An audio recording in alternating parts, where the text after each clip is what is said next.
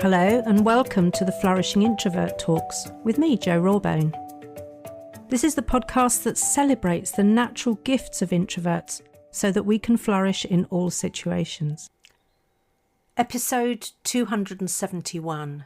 It's okay to change your mind, especially if you don't like where you're headed or you begin to see disaster ahead.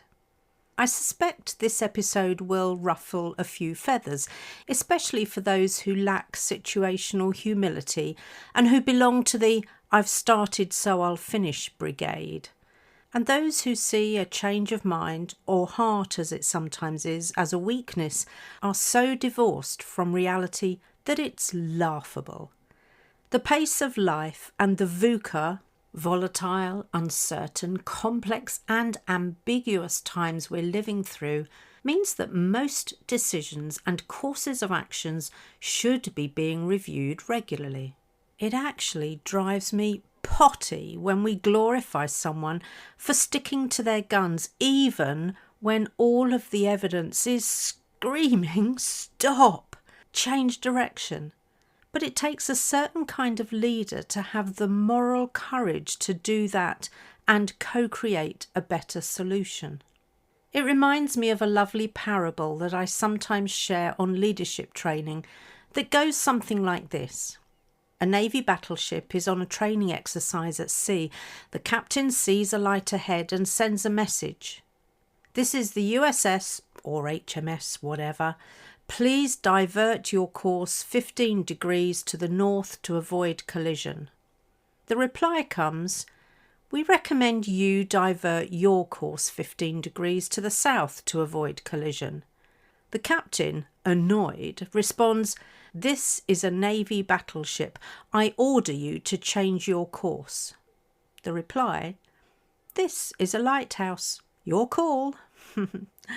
The battleship changes course. I think the moral of that story is particularly pertinent right now, as we're in the grip of some damned arrogant leadership that assumes authority or position guarantees that their decisions are beyond reproach. That's just pure ignorance-flavoured poppycock, and it usually results in the mother and father of all shitshows. You see, it takes bravery and a genuine concern for doing the right thing by those impacted to change course.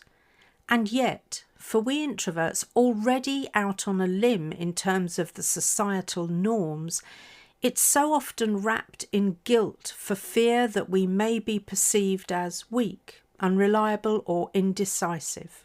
Well, screw that. Because the reality is we are as entitled to lead a happy, fulfilling and meaningful life as the next person. And each of us making a stand for this in our own lives is our quiet rebellion in action.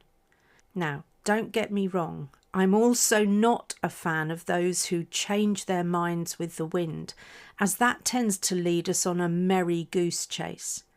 So for me, this is where my purposeful curiosity and resolute pragmatism principles come to the fore. So let's dig a little deeper about how we can stay aligned with our mission or intentions in life without being swayed by the latest fad, trend or influencer. The first thing we need to get over is the guilt you may feel when you realise that the path you chose, maybe publicly and proudly at some point, isn't leading where you hoped it would. This low-level gnawing in your gut, awakened of course by your inner critic, is the potential birthing of shame if you allow it to go that far. I realise that this is the very reason that I dislike and therefore tend to avoid traditional goal setting. It's the potential loss of face that I had to come to terms with. So I do believe that there is something bigger culturally that we need to address about not hitting worthy goals or aspirations. At least we aimed for something, and even if we didn't quite get there, I bet we made some progress. And progress is progress. It's better than being frustrated at being stuck in the same old place. We know as introverts we have a tendency to overcommit and want to be seen as consistent, even when it's clearly hurting us. Why are we punishing ourselves by sticking to our guns, though? How is that serving us or those around us? Are we making the most of those scant 4,000 weeks that we are gifted? As in the naval example I shared at the start of this episode, changing course is not a failure. It's feedback that we can learn from. That gnawing feeling and loss of mojo is your mind, body and soul trying to save you, not betray you.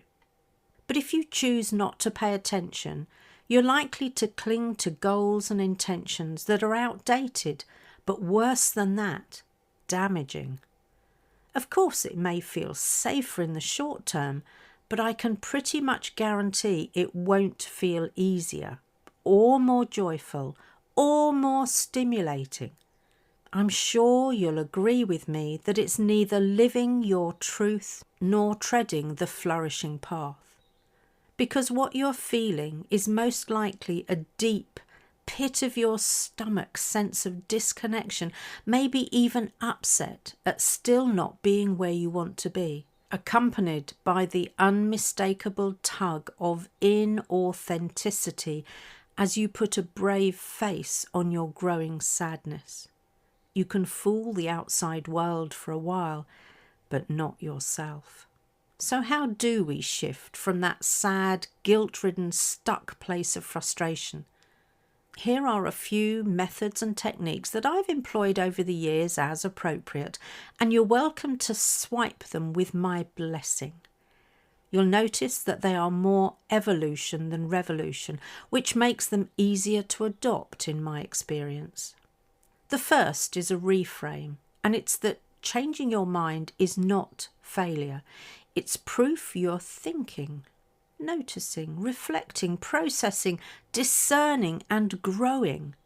So it's not a sudden flaky change of mind, but a considered change of direction to one more aligned with your real aspirations.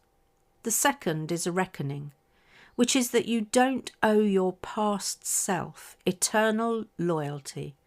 You did your best with what you had available to you at the time, and now you know better, you'll do better. We are all work in progress. The third will be a stretch for some, and it's this: certainty is overrated. The truth is that there is very little that is certain in life, except, as Benjamin Franklin so wisely said in 1789, death and taxes. So rather than clinging on for certainty, how about opening up to curiosity? Because that's where the magic is, and it's more likely to get you further. The fourth is a bit of a rude awakening, and it's that if the room is too small, remember you're allowed to leave it. Of course, by room I also mean relationship, job, aspirations, etc. And I would go so far as to say you're duty bound to leave it, as no one really wants to leave this mortal coil with the regret of what might have been. And finally, the fifth is realising that adjusting your course is wise, not weak. The wisest amongst us tend to make small, moment-by-moment adjustments, just as in John Cleese's Gordon the Guided Missile story. Each of these small adjustments are not mistakes, but corrections to reach the final destination. It's this kind of queen or king or chaotic wizard behaviour that means we're making progress rather than staying stuck. Now, how do I pull the threads of this episode together? I can think of no better way than to say this. Quiet courage is one of the most underestimated superpowers out there, so own it. Changing your mind isn't flaky, it's intelligent, it's mature, it's often the bravest thing you can do. You're not betraying yourself by shifting direction. You're meeting yourself exactly where you are now with where you want to be heading in mind. That's not confusion. That's evolution. So I encourage you to reflect on those times when you've made a decision to shift direction and your life changed for the better. And where are you in the messy middle of shifting right now? What are you considering, and what will it take to get you to take the next step?